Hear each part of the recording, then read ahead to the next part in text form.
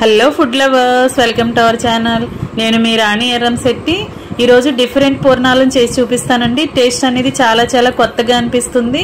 అంతేకాకుండా చాలా డిఫరెంట్ టేస్ట్తో మీ అందరికీ కూడా నచ్చేలా ఉంటుందండి. మీ అందరూ ఇంతకుముందు ఎప్పుడు కూడా ఇలాంటి టేస్ట్ని చేసి ఉండరు. అంత కమ్మగా అనిపిస్తాయి, అలాగే కొత్తగా కూడా ఉంటుంది. ఈ రెసిపీ అనేది మీ అందరికీ ఖచ్చితంగా నచ్చుతుందండి. వీడియోని మధ్యలో స్కిప్ చేయకుండా లాస్ట్ వరకు చూడండి.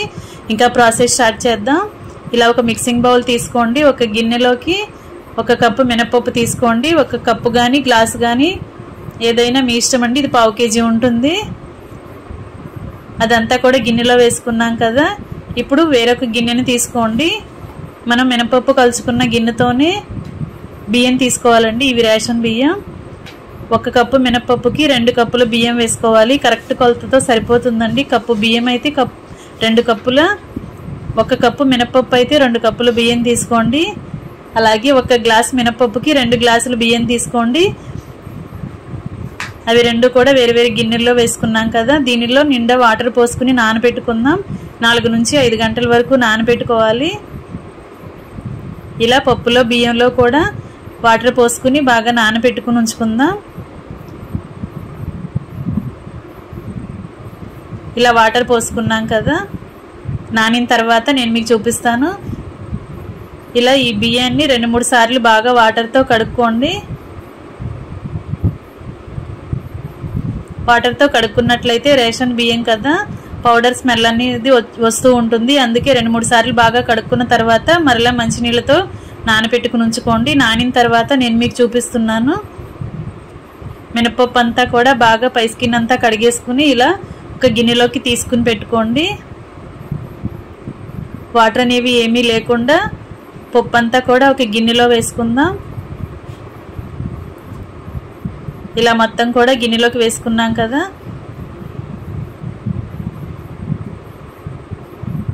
దీనిని మిక్సీ జార్లో వేసుకుని మెత్తగా గ్రైండ్ చేసుకుందాం. ఇడ్లీ పప్పులాగా చాలా మెత్తగా సాఫ్ట్గా నలగాలండి. అంతవరకు కూడా గ్రైండ్ చేసుకుందాం. వాటర్ అనేవి చాలా తక్కువగా వేసుకోండి. దోశ పిండిలాగా పిండిని మాత్రం ఎక్కువ పలచగా రుబ్బుకోకూడదండి. చాలా గట్టిగా ఉండాలి. గ్రైండ్ అయిన తర్వాత నేను మీకు చూపిస్తున్నాను. నేను చూపించే విధంగా రుబ్బుకోండి. మరీ గట్టిగా కాకుండా, గారెల పప్పులాగా కాకుండా, అలాగని మరీ దోశల పిండిలాగా కాకుండా కరెక్ట్గా రుబ్బుకోండి. ఇలా నేను చూపిస్తున్న విధంగా రుబ్బుకోండి. చాలా మెత్తగా సాఫ్ట్గా నలగాలి పిండి అనేది. అప్పుడే పూర్ణాలకి టేస్ట్ అనేది బాగా వస్తుంది. ఇదంతా కూడా మిక్సింగ్ బౌల్లోకి వేసేసుకుందాం. వాటర్ మాత్రం ఎక్కువగా పోసుకోకండి. కొంచెంగా పోసుకుంటూ అవసరానికి తగ్గట్టుగా పోసుకుంటూ రుబ్బుకోండి. ఇప్పుడు ఇదే మిక్సీ జార్లో బియ్యాన్ని కూడా రుబ్బుకుందాం. గిన్నె పక్కన పెట్టేసుకుని మిక్సీ జార్ తీసుకుని మనం కడుక్కుని పెట్టుకుని నానబెట్టుకున్న బియ్యాన్ని కూడా అలా వాటర్ అన్నీ కూడా తీసేసుకుని మిక్సీ జార్లో వేసుకుని ఇది కూడా బాగా మెత్తగా నలిగేలా రుబ్బుకుందాం. వాటర్ కొంచెంగా పోసుకోండి, మరీ ఎక్కువగా పోయకూడదండి. పిండి అనేది పలచగా రుబ్బుకున్నామంటే పూర్ణాలకి పై పూర్ణం అనేది సరిగ్గా అంటుకోదు, పలచగా వచ్చేస్తాయి. పొంగుతున్నట్లు రాకుండా చాలా పలచగా వచ్చేస్తాయి, క్రిస్పీగా రావండి. అందుకే మనం పిండిని కరెక్ట్ కన్సిస్టెన్సీలో రుబ్బుకోవాలి. ఇప్పుడు బియ్యం కూడా నలిగాయి కదా. ఇవి రెండు కూడా మొత్తం కూడా కలిసే వరకు బాగా గరిటెతో కలుపుకుందాం. ఇలా బాగా కలిపేసుకుని మూత పెట్టుకుని 2 గంటలు నానబెట్టుకోవాలండి. ఎందుకంటే మనం రుబ్బిన వెంటనే పూర్ణాలు అనేవి వేయకూడదు. వేసామంటే ఆయిల్లో వేసిన వెంటనే చిటపట్లాడి హ్యాండ్స్ అనేవి కాలుతూ ఉంటాయి, కిచెన్ నిండా పడుతూ ఉంటాయి. అందుకే మనం రుబ్బుకున్న పిండిని కనీసంగా 1 నుంచి 2 గంటల వరకు నానబెట్టుకుని ఉంచుకోవాలి. అలా నానినట్లయితే పూర్ణాలు చాలా పొంగుతూ వస్తాయి. అంతేకాకుండా వంట సోడా అనేది ఏమీ యూజ్ చేయకుండానే మనం టేస్టీగా పూర్ణాలను ప్రిపేర్ చేసుకోవచ్చు. ఇలా మూత పెట్టుకుని పక్కన పెట్టేసుకుందాం. ఇప్పుడు పూర్ణాలకి లోపల పూర్ణాన్ని రెడీ చేసుకుందాం. ఆ ప్రాసెస్ చూపిస్తున్నాను. 1 కప్పులో 1/2 కప్పు పెసరపప్పు తీసుకోండి. అలాగే 3 వంతుల బియ్యం తీసుకోండి. 1/2 కప్పు పెసరపప్పు, 3 వంతుల బియ్యం తీసుకోండి. ఇవి రెండు కలిపితే 1 కప్పు నిండా రావాలి.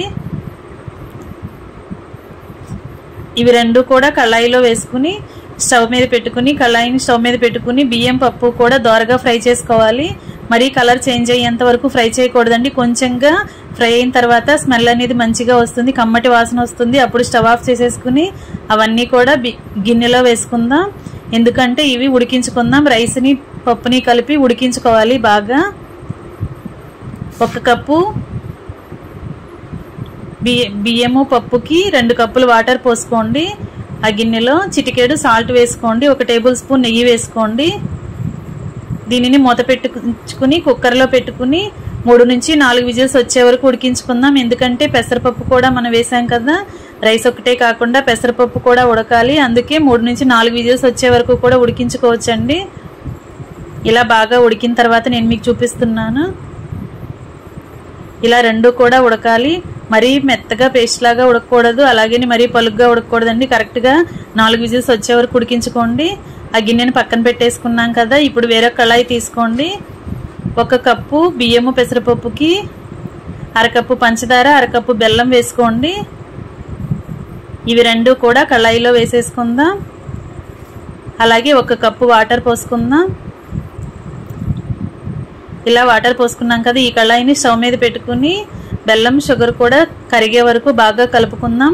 వాటర్ అనేవి సిరప్ అనేవి ఎక్కువగా చిక్కబడాల్సిన పని లేదండి, కొంచెంగా బాయిల్ అయితే సరిపోతాయి. స్టవ్ మీద పెట్టుకున్నాం కదా. ఇప్పుడు కొబ్బరి ముక్కలు తీసుకోండి. ఇలా సన్న సన్నగా కట్ చేసుకున్న కొబ్బరి ముక్కలు తీసుకోండి. పచ్చి కొబ్బరి తీసుకోండి, ఎండు కొబ్బరి ఉన్నా ఎండు కొబ్బరి అయినా తీసుకోండి. అలాగే జీడిపప్పులు, బాదం, పిస్తా అలా కూడా తీసుకోండి. డ్రై ఫ్రూట్స్ కూడా కొన్ని తీసుకోండి. వీటిని కళాయిలో వేసుకుని 1 స్పూన్ నెయ్యి వేసుకుని బాగా దోరగా ఫ్రై చేసుకుందాం. మరీ కలర్ చేంజ్ అయ్యే వరకు కాకుండా కొంచెం గోల్డెన్ బ్రౌన్ కలర్ వచ్చే వరకు కూడా ఫ్రై చేసుకుని పక్కన పెట్టుకుందాం. ఇప్పుడు షుగరు బెల్లము కూడా బాగా కరిగి వాటర్ అనేవి బబుల్స్ వస్తున్నాయి కదా.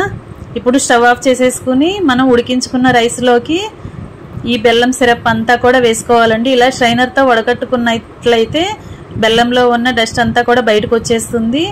ఇప్పుడు ఈ కళాయిని, రైస్ ఉన్న కళాయిని స్టవ్ మీద పెట్టుకుని ఇదంతా కూడా చిక్కబడే వరకు ఉడికించుకోవాలి. ఈ రైస్ని ఇలా ఉడుకుతున్నప్పుడు చిటికెడు పచ్చకర్పూరం వేయండి. ఇది లడ్డు ప్రసాదాల్లో వాడుతూ ఉంటారు కదా టెంపుల్స్లో. ఆ పచ్చకర్పూరం అనేది వేసామంటే స్వీట్కి టేస్ట్ అనేది చాలా చాలా బాగా వస్తుంది. 1 టేబుల్ స్పూన్ యాలకుల పొడి కూడా వేసుకుని ఇవి రెండు రైస్లో కలిసే వరకు బాగా కలుపుకుందాం. బాగా చిక్కబడే వరకు ఉడికించుకున్న తర్వాత 2 టేబుల్ స్పూన్లు నెయ్యి వేసుకోండి. నెయ్యిలో ఫ్రై చేసిన డ్రై ఫ్రూట్స్ అలాగే కొబ్బరి ముక్కలు కూడా అలా వేసేసుకుని రైస్ మొత్తంలో కలిసే వరకు కలుపుకుందాం. ఇది చక్కెర పొంగల్ అండి. చక్కెర పొంగలి పూర్ణాలని చాలా చాలా ఇష్టంగా టేస్టీగా తినొచ్చండి. మీ అందరూ కూడా ఖచ్చితంగా చేసుకుని చూడండి. ఇప్పుడు చక్కెర పొంగలి రెడీ అయిపోయింది కదా. కొంచెం చల్లారిన తర్వాత దీనిని మ్యాష్ చేసుకుందాం. మరీ ఎక్కువగా మెత్తగా పేస్ట్ లాగా చేయకూడదండి, కొంచెంగా నలిగితే సరిపోతుంది. రైస్ లాగా కాకుండా కొంచెం పలుకులు పలుకులుగా వస్తే సరిపోతుంది.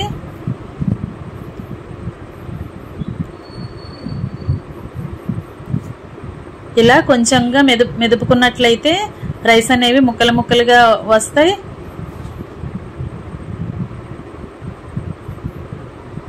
ఇలా నేను చూపిస్తున్న విధంగా చేసి తీసుకోండి.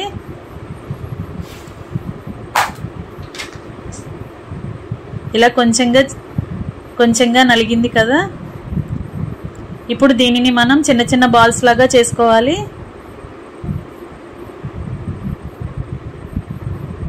ఇలా రెడీ అయిన చక్కెర పొంగల్ని కొంచెం కొంచెంగా తీసుకుంటూ పూర్ణాలకి లోపలున్న బాల్ని రెడీ చేసుకుందాం. చక్కెర పొంగల్ పూర్ణాలండి చాలా చాలా టేస్టీగా ఉంటాయి. ఇంతకుముందు మీరు ఎప్పుడు కూడా ఈ టేస్ట్ అనేది చేసి ఉండరు, అలాగే చూసి ఉండరు, వినుండరు కూడా. చాలా చాలా టేస్టీగా ఉంటాయండి. ఈ వీడియో చూసిన వెంటనే మీ అందరూ కూడా ఈ రెసిపీని ట్రై చేసి చూడండి, ఇంట్లో అందరికీ నచ్చుతుంది. ఇలా మనకి కావాల్సిన సైజులో బాల్స్ లాగా చేసుకుని ఒక ప్లేట్లోకి పెట్టేసుకోవాలి. ఈ పూర్ణాలు అనేవి చాలా డిఫరెంట్ టేస్ట్ని ఇస్తాయండి, అందరికీ నచ్చుతాయి. మీ అందరూ కూడా ఖచ్చితంగా ట్రై చేయండి. ఇలా మనకి కావాల్సిన సైజులో రైస్ని తీసుకుని చిన్న చిన్న బాల్స్ లాగా చేసుకుని అవన్నీ కూడా ఒక ప్లేట్లోకి సర్ది పెట్టేసుకుందాం. ఇలా మొత్తం కూడా ఉడికించుకున్న రైస్ అంతా కూడా అలా పెట్టుకున్నాం కదా. ఇలా అన్నీ కూడా చల్లారనిచ్చి ఒక ప్లేట్లో పెట్టేసుకుని పక్కన పెట్టేసుకుందాం. ఇప్పుడు మనం పప్పు బియ్యం కూడా రుబ్బుకొని గ్రైండ్ చేసుకుని ఒక గిన్నెలోకి వేసుకున్నాం కదా. దానిలోకి కొంచెంగా సాల్ట్ వేసుకోండి. టేస్ట్కి సరిపడా సాల్ట్ వేసుకుని సాల్ట్ అంతా కూడా పిండిలో కలిసే వరకు బాగా కలుపుకోండి. ఇలా మొత్తం కలుపుకున్నాం కదా. ఇప్పుడు మనం రైస్తో బాల్స్ని చేసుకున్నాం కదా, వాటిని ఒక్కొక్కటి అలా పిండిలో మనకి గిన్నెలో కనిపించేలా వేసుకోండి. నేను చూపిస్తున్న విధంగా వేసుకోండి.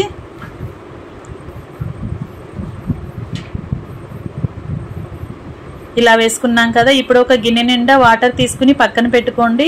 ఎందుకంటే మనం ఎప్పటికప్పుడు పూర్ణాలను వేసుకున్నప్పుడల్లా చేతిని వాటర్తో తడుపుకుంటూ మనం పూర్ణాల పిండిని తీసుకోవాలండి. ఇలా నేను చూపిస్తున్న విధంగా ఆ రైస్ బాల్స్ మీద, ఆ చక్కెర పొంగలి బాల్స్ మీద పిండిని పోసి కవర్ చేస్తూ ఒక్కొక్క పూర్ణాన్ని అలా ఆయిల్లో వేసుకోవాలి. ఇప్పుడు కళాయి తీసుకుని డీప్ ఫ్రైకి సరిపడా ఆయిల్ పోసుకుందాం. ఈ కళాయిని స్టవ్ మీద పెట్టుకుని ఆయిల్ కాగించుకుందాం. ఫ్లేమ్ని మీడియంలో పెట్టుకుని పూర్ణాలని ఇంకా ప్రిపేర్ చేసుకోవటమేనండి. ఇలా నేను చూపిస్తున్న విధంగా పిండిని అలా రైస్ బాల్స్ మీద వేస్తూ ఒక్కొక్కటి ఆయిల్లో స్లోగా వేసుకోండి. మనం డీప్ ఫ్రై చేయడానికి పూర్ణాలని ఆయిల్లో వేసినప్పుడు ఆయిల్ అనేది చిందుతూ ఉంటుంది. చాలా జాగ్రత్తగా స్లోగా వేసుకోండి. ఫ్లేమ్ని మాత్రం హై ఫ్లేమ్లో పెట్టుకోవద్దు. ఇలా నేను చూపిస్తున్న విధంగా ఒక్కొక్క పూర్ణాన్ని కూడా ఆయిల్లో వేసుకుంటూ ఆయిల్కి పట్టినన్ని మాత్రమే వేసుకోండి. ఇలా ఫ్రై అవుతున్నాయి కదా. గరిటెతో ఒక్కొక్కటి వెనుక వైపు కూడా టర్న్ చేసుకుంటూ రెండు వైపులా ఈవెన్గా మొత్తం కూడా ఫ్రై అయ్యేలా బాగా కలుపుకుందాం. అలా ఫ్రై చేసుకుందాం. ఇలా నేను చూపించిన విధంగా బాగా ఫ్రై అయిన తర్వాత అవన్నీ కూడా గరిటెలో తీసుకుని వేరొక ప్లేట్లోకి పెట్టేసుకుందాం. అదేవిధంగా మిగిలిన రైస్ బాల్స్ అన్నీ కూడా, చక్కెర పొంగలి బాల్స్ అన్నీ కూడా ఒక్కొక్కటి పిండిలో ముంచుతూ అలా ఆయిల్లో వేసుకుంటూ డీప్ ఫ్రై చేసుకోవటమే. చాలా చాలా టేస్టీగా ఉంటుందండి ఈ రెసిపీ అనేది. ఎప్పుడు కూడా మనం శనగపప్పు పూర్ణాలని కానీ, పల్లి పూర్ణాలు కానీ, క్యారెట్ పూర్ణాలు కానీ చేస్తూ ఉంటాం కదా. ఈసారి ఇలా చక్కెర పొంగల్తో కూడా పూర్ణాలు చేసి చూడండి. మీ అందరికీ కూడా ఈ రెసిపీ అనేది కొత్తగా అనిపిస్తుంది, అలాగే నచ్చుతుంది కూడా. ఇంకా రెడీ అయిపోయాయి రైస్ చక్కెర పొంగల్ పూర్ణాలండి. ఎంతో టేస్టీగా ఉంటాయి. మీ అందరికీ కూడా వీడియో నచ్చితే లైక్ చేయండి. అలాగే ఈ రెసిపీని మీ ఫ్రెండ్స్కి, ఫ్యామిలీ మెంబర్స్కి కూడా షేర్ చేయండి. అలాగే మీ అందరూ కూడా నా ఛానల్ని ఫస్ట్ టైం వాచ్ చేస్తున్న వారైతే ఖచ్చితంగా సబ్స్క్రైబ్ చేసుకోండి. రన్ అవుతున్న వీడియో కింద రెడ్ కలర్ ఆప్షన్ టచ్ చేసి ALL ఆల్ అని బెల్ ఐకాన్ని కూడా యాక్టివేట్ చేసి నా ఛానల్ని సబ్స్క్రైబ్ చేసుకోండి. నేను పెట్టబోయే రెసిపీస్ అన్నీ కూడా మీ ఫోన్కి నోటిఫికేషన్కి వస్తాయి. ఓపెన్ చేసి చూడొచ్చు. అలాగే రెసిపీస్ అనేవి నచ్చితే మీరు కూడా ఫాలో అయ్యి కుక్ చేసి ఫ్యామిలీకి సర్వ్ చేయొచ్చు. చాలా టేస్టీగా డిఫరెంట్గా ఉంటుందండి ఈ రెసిపీ అనేది. మీ అందరూ ఖచ్చితంగా ట్రై చేసి చూడండి. మీకు నచ్చితే కామెంట్ చేయండి.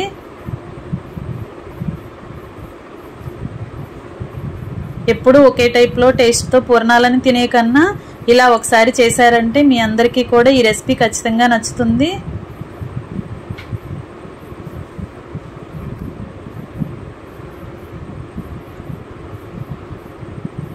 నా ఛానల్ని ఫస్ట్ టైం వాచ్ చేస్తున్న వారైతే ఖచ్చితంగా తప్పకుండా సబ్స్క్రైబ్ చేసుకోండి. పక్కనే ఉన్న బెల్ ఐకాన్ని కూడా యాక్టివేట్ చేయండి. Thanks for watching. నేను మీ రాణి ఎర్రంశెట్టి.